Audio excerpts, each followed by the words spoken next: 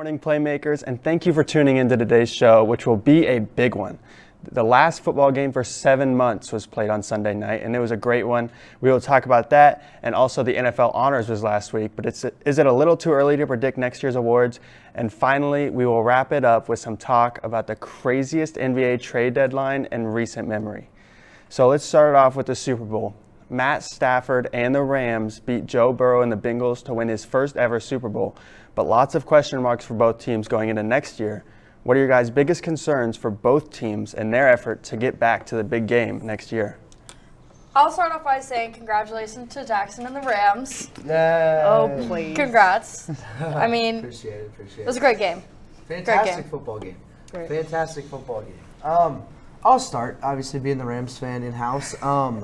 The biggest question for the Rams is who's staying and who's going. Andrew Whitworth, obviously a guy who has dedicated his life to the game of football. He's going to be done. Eric Weddle said he's done.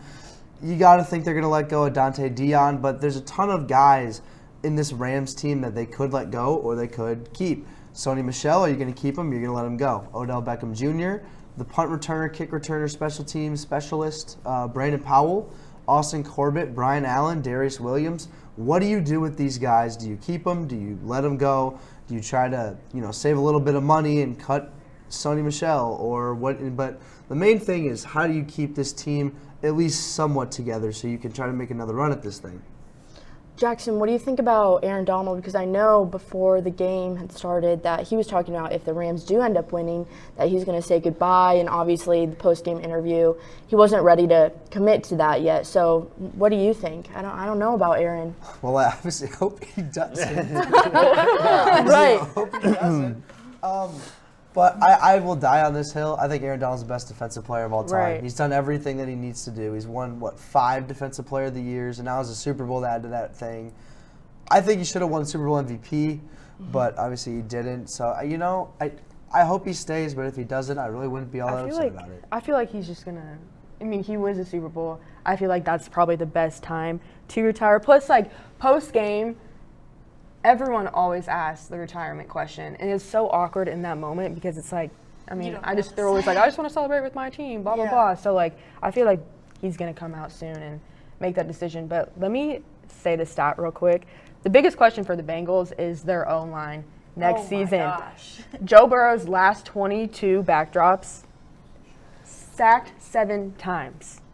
That's in the Super Bowl. It's less than ideal. Yeah. Okay, that's something they're going to need to work on. Aaron Donald came into that game wanting to make the Bengals' offensive line look like a joke, and he did just that and more. Mm-hmm. I mean, he made – so I'll say this stat. Across 9 dropbacks on those drives, the Rams sacked Burrow 5 times, and then they got 1 first down, which led to a scrambled Burrow on a 4th and 1. Right. He was sacked so many times. It was a 2nd and 1, a 3rd and 1, and a 4th and 1. Yeah. With a minute 30 to get to the end zone or field goal range, and they couldn't do that. That's the perfect scenario. Yeah. And the Bengals, they could have pulled it off. Right. They really, truly had They it. had the perfect scenario. I wasn't celebrating yet. I knew there was too much time. Exactly. I knew there was too much time. Sean 2 McVay timeouts made the biggest defensive adjustment ever. I mean, I said it last week, I was worried about his coaching going into this game. I don't doubt his abilities coaching, but, making those big adjustments come halftime and you're down or whatever, and you need to come back and assert the other team, he made the biggest defensive adjustment.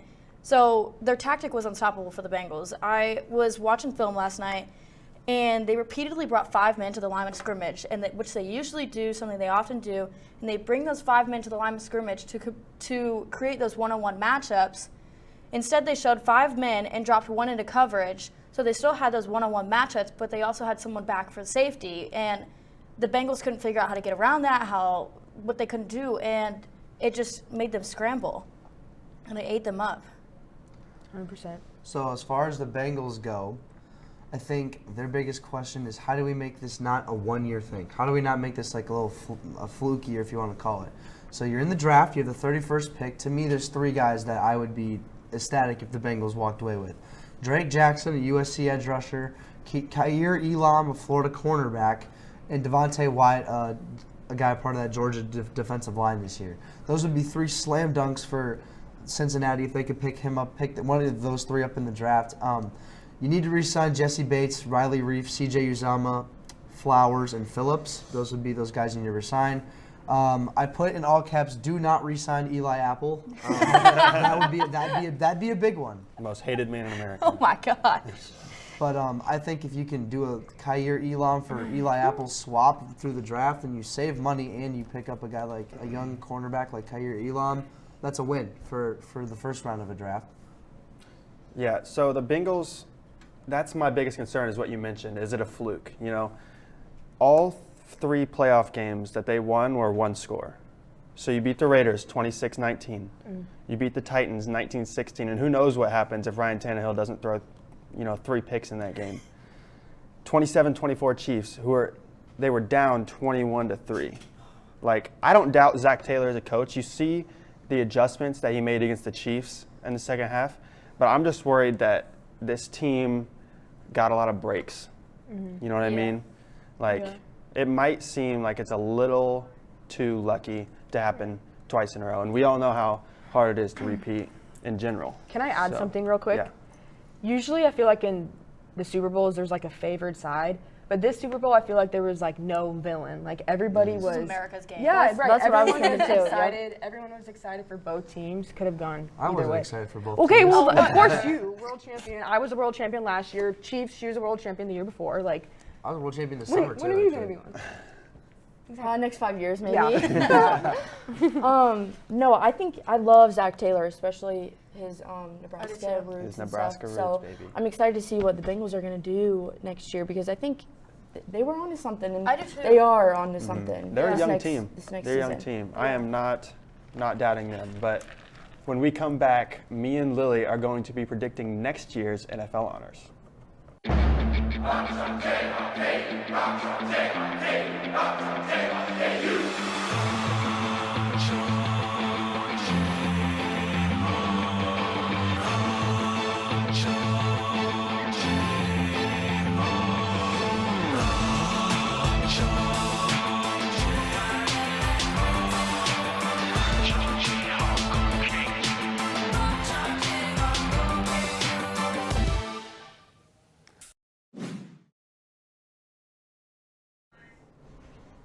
The NFL season is wrapped, but that doesn't mean that we're going to stop talking about it. We are looking way into the future for our picks for next year's NFL awards. So let's kick off Pick and Predict. All So right. Lily, go ahead and start it off. So for MVP next season, hear me out. Justin Herbert. His odds right now to win MVP are 14-1, and might I add, Stafford is right below him at 15-1. And I will mention his performance in the Super Bowl, although it was kind of like a soft touch game, got a lot of backlash.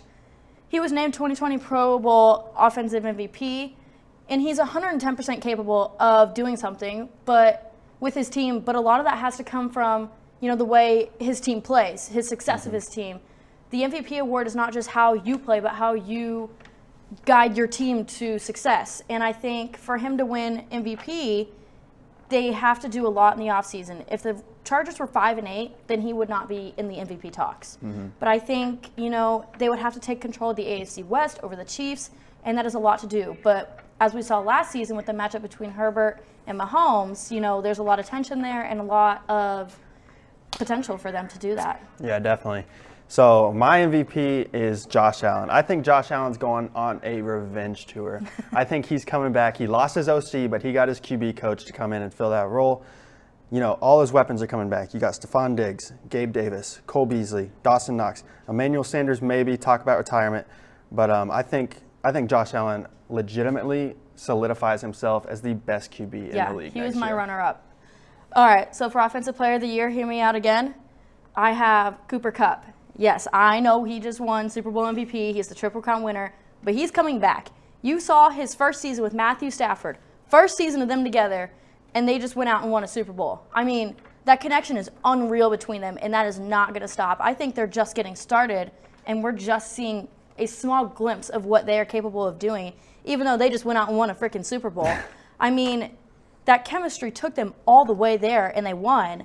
And I think, they're going to be a lot more productive with Sean McVay running offense. I think he has a lot under his belt and in the playbooks for them. And I think I could see him doing that again and being even brighter with that. And I think that offensive playbook is going to take them really far, and they have a lot of talent on that team.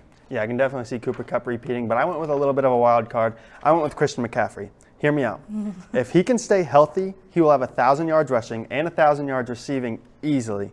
But yes, that is the big question. He has only played 10 games in the last 2 years, but the 3 years before that, he didn't miss a game. So I don't think I think it's a fluke. I think he is reliable. I don't think he's going to get hurt all the time. But especially with a possible rookie QB, this offense is going to run through him. He's going to be the most experienced guy. Everyone knows how talented he is. And I'm expecting a really big season out of him. All right.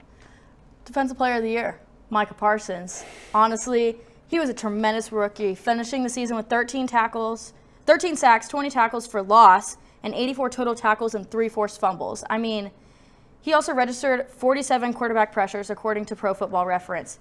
He's so versatile and he's so athletic that in his ability to play at such a high level on the fly, he just came into this. He's so competitive, and I love his drive, and he's out there and he just wants to win. And with an entire season under his belt, I think he has a lot going for him next season. He's going to be a defensive terror. Yeah, Micah Parsons is really good. I don't really agree with his take that the Cowboys are going to be in the Super Bowl within the next 3 years, but we'll see. But my Defensive Player of the Year is somebody who's destined for an all-time season, Nick Bosa. This year, coming off an injury, had 15.5 sacks. I think he should have gotten at least some votes for Comeback Player of the Year, but he didn't get any. So coming back fresh and revenge as well, the 49ers were 1 game away from going to the Super Bowl, and I think he really takes that to heart. So I think he's going to come out with vengeance, maybe even break the sack record. I don't know. We'll see. But I think he wins Defensive Player of the Year. Rookie of the Year, I have Drake London. And if you have not heard of Drake London, he has been a huge impact for USC. He has all the tools to make him, one of those team impact players like Jamar Chase or Justin Jefferson. And I see him being the next Jamar Chase or Justin Jefferson as soon as he gets into the league. I think he has a lot of impact and a lot of abilities to bring to a team. And his route running ability is unreal. He is nuts. And his athletic ability and his size will make him a nightmare for defenses. In 8 games before suffering a fractured ankle in this past season, he had 1,084 yards, 7 touchdowns on 888 receptions.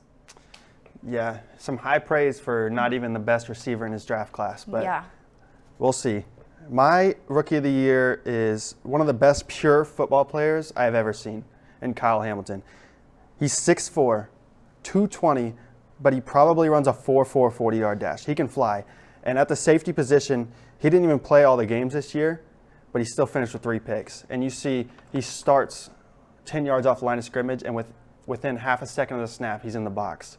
It's just insane the way he plays. He's a lock to go in the top 10. But I think he's a lock to go in the top 5, actually. So that's my Rookie of the Year. Comeback Player of the Year, I'm going to have to say Derrick Henry. And Jackson is staring at me right now. He was like, you can't say that. He played up until October, which I get. But if it weren't for the foot injury that needed surgery, he would likely have been the rushing champion for this season. Mm-hmm. And although he played his last game in October, he ranked 9th in the NFL in rushing yards with 937 and tied 6th for rushing touchdowns with 10. So, and according to Bleacher Report, he was on pace for 1,991 yards and 21 touchdowns. Thinking about this makes me laugh. I texted Caleb initially for my picks, and I was like, Comeback Player of the Year. I'm going to give an honorable mention to Tom Brady. I am still 110% convinced that he is not officially retired. And yes, he did play last season, but I think that he will get some sort of playing time, whether it's he signs 1-day contract with the Patriots and retires there, but I was looking at odds for Comeback Player of the Year. His odds are 45-1 because people are convinced that he's going to sign a 1-day contract with the Patriots and come back and have 1 snap and end his career. But that's just an honorable mention. That's pretty bold. But I think the easiest pick on this board is Derrick Henry, Comeback Player of the Year. As you said, he was on pace to run for almost 2,000 yards this year, and I bet he gets close to it again this year. Oh, yeah. I've got nothing else to say that you didn't already mention. All right, Coach of the Year. This was a hard one for me. I texted Caleb too, and I was like, dude, I don't know who to pick for Coach of the Year. Like, What am I supposed to do? And he was like, honestly, I see Coach of the Year as someone, who fits into the job. Maybe not necessarily coaches them to the Super Bowl, but someone who lives up to their expectations of doing the job. And I think Nathaniel Hackett will do just that in Denver. I think depending on how the offseason goes for Denver and who they get as a quarterback will say a lot. But I think that he has a lot of coaching experience going into this role. And I know that Denver, has some struggles and their franchise is in the depths of the ground right now. And he has a lot to do when he gets there. But I think he can, do just that. And he has a lot of talent there, too, to work with. They just need the right coaching abilities, and I think he has that. Yeah, I would love to see Nathaniel Hackett, obviously as a Broncos fan. Came out yesterday that he is pushing hard for an Aaron Rodgers trade, so we'll see what happens there. But actually, my Coach of the Year is Kyle Shanahan. I mean, I think he's going to be finally able to unleash his full offensive mastermind with Trey Lance at the helm. I think Jimmy G's a good quarterback. Yeah. But I think Kyle Shanahan was a little held back with Jimmy G. Couldn't do all the motion, couldn't do all the run option. You see Trey Lance coming a little bit this year. Yeah, you got Trey Lance too. I was going to mention that. I almost put Trey Lance as my offensive player of the year, but I couldn't do it. It was a little too bold for me. But Trey Lance has an elite arm, elite running ability, and as much as people want to knock him for his accuracy, he routinely made these tight window throws in college. And I think, hear me out, Shanahan and the Niners are winning the NFC West next year. That's not a chance. Jackson's talking to me over there. He's falling out of the chair right now. I don't know. We'll see. But yeah, so let us know your biggest sleeper pick for one of these awards on our Instagram poll at Good Morning Playmakers. But stay tuned as we take a look into the biggest trades of the NBA trade deadline up next. From adversity, we rose. We made history and became pioneers, voyagers, champions, Jayhawks. And when our chant rises, haunting and hallowed, Jayhawks are telling the world what's near. Victory. The NBA trade deadline was last week, and in terms of activity, I do not think I've seen one greater. Superstars getting moved, young players getting new opportunities, and super teams getting even deeper. But let's take a look at some of the teams that made significant moves and kick off the first ever segment of Buy or Sell. First off, Sacramento Kings, buy or sell? I have my opinions about the Sacramento Kings. First of all, your short answer is sell. For the love of God, it's the Sacramento Kings. They haven't made the playoffs since the iPhone was invented. They haven't had a winning season since the iPhone was invented. The team isn't deep enough. Your big three is Domantas Sabonis, Harrison Barnes, who is older than time itself, and De'Aaron Fox. That doesn't stack up in the West at all. They're 13th in the West right now. Adding Sabonis and getting rid of a young guy like Tyrese Halliburton in no way is going to change that. I'm sorry, but they don't stack up to any teams like the Suns, Warriors, Grizzlies, Jazz, Mavericks, Nuggets, the Wolves, the Clippers, the Lakers. I would argue the Spurs, Pelicans, and Blazers are better than the Kings too. Wow. This team is not good. They won't make the playoffs for at least another 3 or 4 years. Sell. I don't know. Sell too. I like their potential, but the West is such a competitive conference right now. I mean, you mentioned, I think, every single team in the West right there. I mean, they don't have a chance over there. I do think that they have some pressure that they can put on opposing defenses, which is the most that they've had with Sacramento in recent years. But I don't think that we will see anything from them in time, and they need to pick a good draft pick before I can even decide if I want to buy or sell them. I think the draft will do a lot for them. I'm going to have to say sell. I think this team can't even keep their lives together off of the court. Look at Tristan Thompson. He is having issues upon issues off of the court. What makes you think this team is going to be good after the amount of years that they haven't been good? I'm selling. Yeah, so. All right, hear me out. Before we judge too much, Let's see if they can make the playoffs. No. Hey, no, listen. This year? The fan base, the fan base wants to make the playoffs. The front office wants to make the playoffs. They have fans. They fired Luke Walton. They may not be a championship contender, but they're 2.5 games out of the play-in tournament right now. They may make the playoffs if they can get a chance in that play-in tournament with Sabonis, De'Aaron Fox. Tournament. If they do good in the play-in tournament, who knows? They may Yeah. make the playoffs. I am buying into mean- into the Kings stock. I want to say buy. You can have your front office want to make the playoffs, and you can have your fan base want to make the playoffs, and everyone around them. But the only people that can actually make the playoffs are the players, and I don't know that they are necessarily capable of doing that. I mean, you said they're 2.5 games back from the play-in tournament, but you know you have to see if they do make the play-in tournament, how successful they will be in the play-in tournament. Fair. So they have a lot to do if they want to get that part of the playoffs. That's fair. That's fair. I have a lot of hope in them. Next up, the Trailblazers. I think I'm going to sell. Honestly, I think Alexander Walker doesn't quite fit with the Blazers. His focus of the season, but I see where the front office is coming from, and I see their potential. Or I see that if they don't believe in his potential, but they go and get a second-round pick and Hughes, who will probably most likely see more minutes the rest of this season that he has seen in his NBA career in all. So, and Maya mentioned, or not Maya, sorry, Anna, I'm used to seeing Maya right here.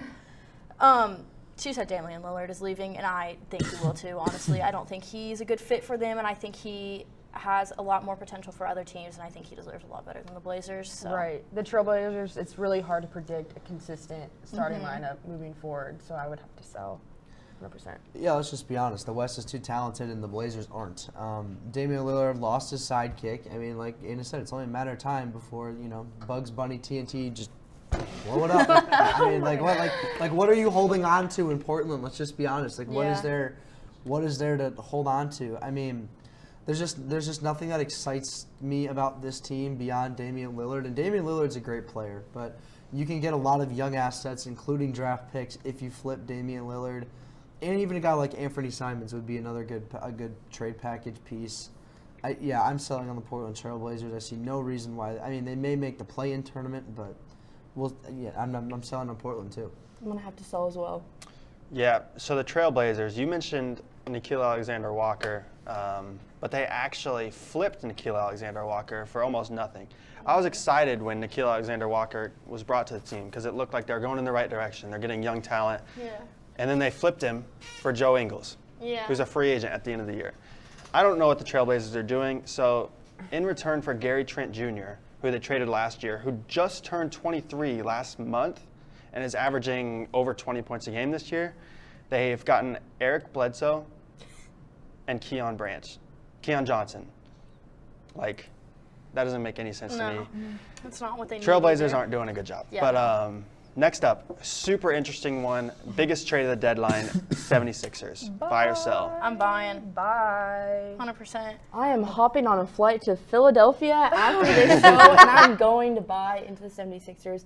I think Ben Simmons, he said he's thrilled to join during the dark times in Philly. So did Harden. Yeah, so, I'm excited. I'm going to buy into these guys for sure. I mean, I am going to buy. I don't think that they are playing well right now. They've lost by 30-plus points in their last 3 games. Oh, yeah, that's pretty rough. But, that's a start. They're not going to be amazing right off the bat. You got to give the new players time to adjust and time to mix in. And Harden was saying how he wasn't happy with, how they're running things so far in the offensive side of things. But I'm glad Princess James Harden is finally happy to be wherever he wants to be. Wow. I can't stand him. Okay, well, sorry. Credit to Maya Peterson. She mentioned this yesterday that in the press conference earlier yesterday morning, Harden mentioned that he wanted his original destination to be in Philly. So hopefully in Philly we can see him at his prime, how he was at his peak with the Houston Rockets, and see him take off there. Well, if you're the Sixers and James Harden wants to come to your team to play for your team, screw the draft capital. I don't care. Yes, I want James Harden on my team. I mean, I have Tyrese Maxey, James Harden, Danny Green, Matisse Thybulle, and Joel Embiid. That is a fantastic starting 5. And they're only 2.5 games out of first place right now. And the the East is going to be uber competitive in the like their top 5 of the Heat, Bulls, Bucks, Cavs, and Sixers. It's going to be a very competitive top 5, and it could be totally flipped from right now because obviously the 5 seed is the Sixers, and they're, like I said, 2.5 games out of first place right now. The East is going to be a great conference to watch, especially more so than the West, I would think. The Sixers are going to be right there, down to the end. Yeah, so the Sixers GM Daryl Morey, I think, got exactly what he wanted. He said he was holding out for just any superstar, but everybody knows he wanted James Harden. He had that relationship with him in Houston. He wanted to bring him back to Philly, and I cannot wait to see Harden and Embiid play together. So I am definitely buying into It'll this take team. some of the pressure off Embiid too. Oh, for sure. I agree. Embiid's having an MVP type season, so I think you have to buy in right now. Exactly. Brooklyn Nets, the other team in the trade. What do you guys think? Buying. Bye. Bye for 100%. sure. Why? Oh. Why not? Why? Why not? They can't play defense. They have to deal with a sideshow in Ben Simmons, a sideshow in Kyrie Irving. Kevin Durant has been the only consistent player on the Brooklyn Nets, and we saw it in the playoffs. They could not play defense. They couldn't stop Drew Holiday. They couldn't stop Chris Middleton. They couldn't stop anybody in the playoffs, and now they have to deal with I don't want to say locker room cancer because that's kind of speaking out of term, but Ben Simmons is not exactly the greatest guy to have around a team, especially a team that's in the 8th spot right now. I'm curious to see how Ben Simmons will fit in, but when that trade went through, the Nets' odds of winning the title have gone from plus 425 to plus 400. So I don't know. The Eastern Conference looks far deeper this season, but it will determine a lot of how Ben Simmons will fit in with this team. That'll be interesting for me, but I think I'm going to buy. No. I'm out. I don't want any part of this So team. I can hear Maya in my ear. She said, Ben Simmons will never help you win a championship. Thank you, Let Maya. me tell you this. Thank you, Maya. Let me tell you this. Let me tell you why you're wrong, Maya. Last year, Ben Simmons was 2nd in Defensive Player of the Year voting. They don't need him to be a top guy on this team. They need Ben Simmons to play defense, rebound, play make, and finish when needed. They have Kevin Durant and Kyrie Irving to do that, to score when they need scoring. They got Seth Curry, who's a lights-out shooter. Andre Drummond, who is a great backup center. I wouldn't start him. If he's starting, you got some problems. I think LaMarcus Aldridge should still start. But I think the Nets actually might be a better team after this trade. I agree. Just in and terms I of think depth. that they need to get in there and see how everyone plays with each other. But you have, like you said, Ben Simmons to play with Kevin Durant and Seth Curry in there. And I think that they have each player who has their own little thing that they can focus on, whether it's shooting or playing defense. I think they can all get in there to mesh up together pretty well and create, an all-around good team. Yeah, for sure. So definitely some interesting things happening in the NBA. So thank you for tuning in, but be sure to tune in to Playmakers this Friday and to come back next week for more headlines. Make sure you follow us on Instagram at Good Morning Playmakers. And from our cast to you, have a great rest of the week.